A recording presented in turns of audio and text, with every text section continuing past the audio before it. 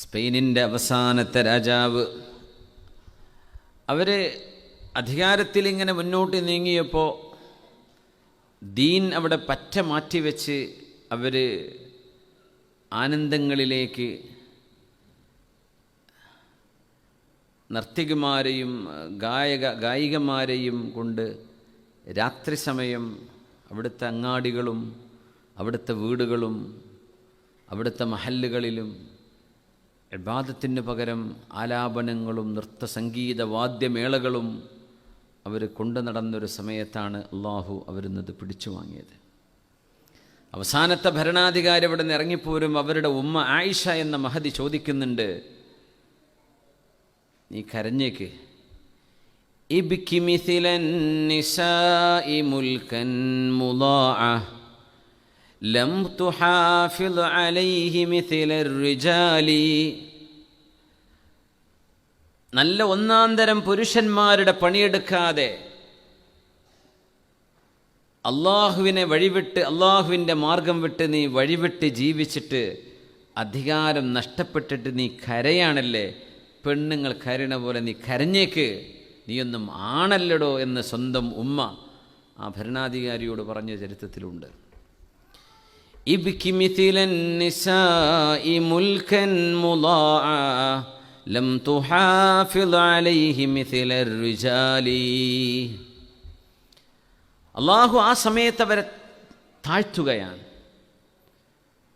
എന്നാൽ ദീനിൻ്റെ ഇസ്സത്തിലായി അവർ ജീവിച്ചപ്പോൾ അള്ളാഹു അവർക്ക് വലിയ യശസ്സ് കൊടുത്തു, വലിയ അഭിമാനം കൊടുത്തു. നമ്മുടെ നാടുകളിലൊക്കെ പഴമക്കാരായ എത്രയോ ആളുകൾ, പഴയൊരു ഹാജിയാരെന്ന് പറയും, അല്ലെങ്കിൽ ഒരു ഉസ്താദ് എന്ന് പറയും, അല്ലെങ്കിൽ ഒരു പണ്ഡിതൻ, അവർ വഴിയിലൂടെ നടക്കുമ്പോഴേക്കും ആ റോഡിലൂടെ അങ്ങ് പോയാൽ തന്നെ പീഡികക്കൊലായിലുള്ള മുഴുവൻ ആളുകൾ എഴുന്നേറ്റിട്ടുണ്ടാവും. അവരത് കാണുന്ന പോലും ഉണ്ടാവില്ല. ആ മഹാനങ്ങ് നടന്നു പോയാൽ അവരിയ്ക്കുള്ളൂ, അവർക്ക് ഇരിക്കാൻ കഴിയില്ല, പേടിയാണ്.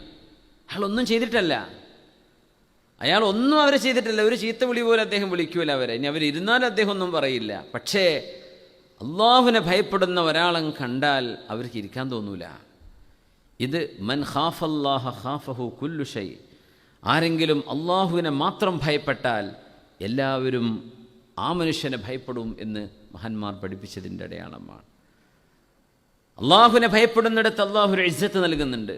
പക്ഷെ നമ്മൾ നമ്മുടെ ദീനങ്ങ് സൈഡാക്കി വെച്ചാൽ നമ്മളെ ആളുകൾ സൈഡാക്കും. നമുക്ക് വില നമ്മുടെ ദീനാണ്. നമ്മുടെ ദീൻ എത്രയുണ്ടോ അത്രയാണ് നമ്മുടെ വില. അത് അള്ളാഹു അങ്ങനെയാണ് തീരുമാനിച്ചത്. അതില്ലെങ്കിൽ നമ്മളായിട്ട് പിന്നെ വില ഉണ്ടാക്കേണ്ടി വരും. അള്ളാഹു നൽകുന്ന വില നമ്മുടെ ദീനിൻ്റെ വിലയാണ്.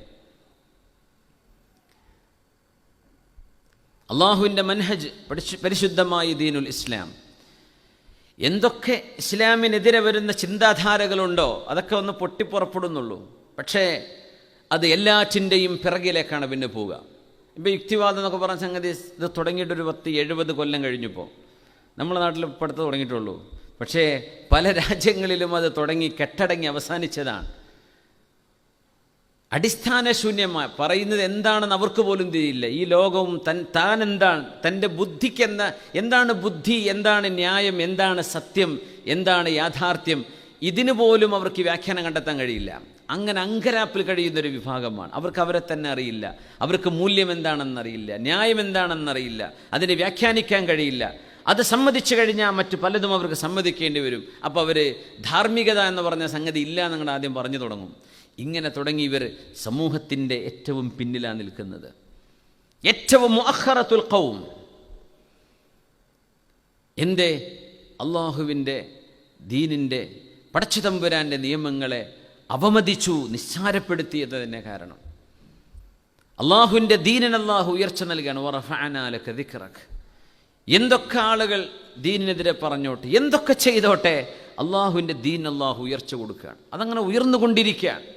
അത് നമ്മളെ കൊണ്ടല്ല ഉയരുന്നത്, അള്ളാഹു ഉയർത്തുകയാണ്. നമ്മുടെ ആരുടെയും കഴിവല്ലാതെ നമ്മൾ ദീനനുസരിച്ച് ജീവിക്കുന്നത് കൊണ്ടുമല്ല അള്ളാഹു ദീനെ ഉയർത്തുന്നത്. അള്ളാഹു ഒരു വാക്ക് തന്നിട്ടുണ്ട്, ഇന്നാ നഹ്നു നസ്സൽന الذിക്റ വഇന്നാ ലഹു ലഹാഫിളൂൻ. ഈ ദീൻ ഞാൻ ഇറക്കിയ എൻ്റെ മതമാണ്, എൻ്റെ പടപ്പുകളായ മനുഷ്യർക്ക് ജീവിക്കാൻ ഞാൻ കൊടുത്ത മാർഗരേഖയാണ്. അതനുസരിച്ച് ജീവിക്കുന്നവർക്ക് ഞാൻ അഭിമാനം കൊടുക്കും. അതിനെ പുച്ഛിച്ചു തള്ളുന്നവർക്ക് അപമാനമാണ് ഉണ്ടാവുക. അള്ളാഹുവിൻ്റെ മൻഹജനുസരിച്ച് ജീവിക്കുന്നവർക്ക് ഇഹ്സാനും സിയാദയുമുണ്ട്, നാളെ സ്വർഗമുണ്ട്, ഖാലിദീന ഫിഹ. അല്ലാത്തവർക്ക് ശിക്ഷയുണ്ട്. കാരണം അവർ കാണാത്തതിനെ നിഷേധിച്ചവരാണ്. അപ്പോൾ അള്ളാഹുവിനെ നിഷേധിച്ചു.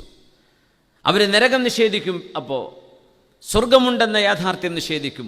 കണ്ണുകൊണ്ട് കണ്ടില്ല എന്നൊരൊറ്റ കാര്യത്തിൻ്റെ പേരിൽ. മുഅ്മിനീങ്ങൾ അങ്ങനെയല്ല. ഈ പ്രപഞ്ചവും വിശുദ്ധ ഖുർആനും മുത്തുനബി സ്വല്ലല്ലാഹു അലൈഹി വസല്ലം തങ്ങളെന്ന സത്യസന്ധരായ പുണ്യനബിയെ ആയിരക്കണക്കിന് ചിന്തകൾ ലോകത്തിന് കൈമാറിയ, 10,000-കണക്കിന് ധാർമ്മികത ലോകത്തിന് കൈമാറിയ ഒരു സമൂഹത്തിൻ്റെ ചിന്തകളെ ലോകത്തിൻ്റെ ചിത്രം തന്നെ മാറ്റിക്കളഞ്ഞ അന്ത്യപ്രവാചകരെ, അന്ത്യദൂതരെ സ്വല്ലല്ലാഹു അലൈഹി വസല്ലം, ആ ഹബീബിനെ അംഗീകരിക്കുന്നവരും അംഗീകരിക്കാത്തവരും ഒരുപോലെയാകുമോ? ഖല്ല, ഒരിക്കലുമില്ല. അതുകൊണ്ട് ഉയർച്ചയും താഴ്ചയും അള്ളാഹു നൽകുന്നതാണ്. അൽ ഖാഫിദ് അർ റാഫിഅ. അഹങ്കാരം അള്ളാഹുവിന് ഇഷ്ടമല്ല. അള്ളാഹുവിൻ്റെ ശരീഅത്തിനെ ധിക്കരിക്കുക എന്നത് അത് കിബ്റാണ്. ഞാൻ, എൻ്റേത്, ഞങ്ങൾ എന്നൊക്കെ പറഞ്ഞ വാക്കുകൾ അള്ളാഹുവിന് ഇഷ്ടമില്ലാത്തതാണ്. നമ്മളിത് മനസ്സിലാക്കിയിട്ടുണ്ട്. قال أنا خير منه خلقتني من نار وخلقته من طين. സൂറത്ത് സ്വാദിൽ. قال, അവൻ പറഞ്ഞു, ആര്? ഇബ്ലീസ്. അന ഖൈറും മിൻഹു, ഞാൻ അവനേക്കാളും ഉന്നതനാണ്. എന്തേ? ഖലഖതനി മിൻ നാർ, നീ എന്നെ തീ കൊണ്ടല്ലേ പടച്ചത്. വഖലഖതഹു മിൻ ത്വീൻ, ആദം നബിയെ മണ്ണ് കൊണ്ടല്ലേ പടച്ചത്. മണ്ണും തീയും നോക്കുമ്പോൾ തീയല്ലേ ഉഷാർ എന്ന് പറഞ്ഞു. എവിടെ? തീക്ക് നിൽക്കണമെങ്കിൽ ഈ മണ്ണ് വേണം എന്ന് ഇബ്ലീസ് അറിഞ്ഞില്ല.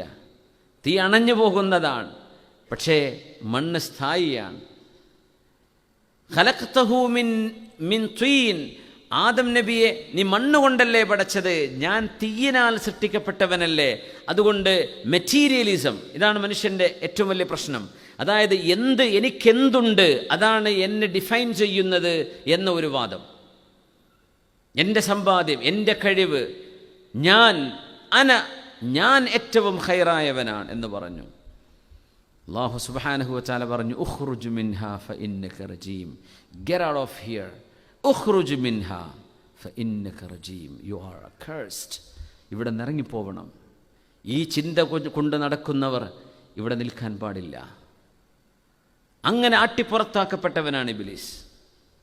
എന്തേ അവൻ പറഞ്ഞത്? അന ഖൈറും മിൻഹു, I am better than him, ഞാൻ അവനേക്കാളും ഉഷാറാണ് എന്ന് പറഞ്ഞു. ആ ഞാൻ പ്രയോഗം അള്ളാഹുവിന് ഇഷ്ടമില്ല.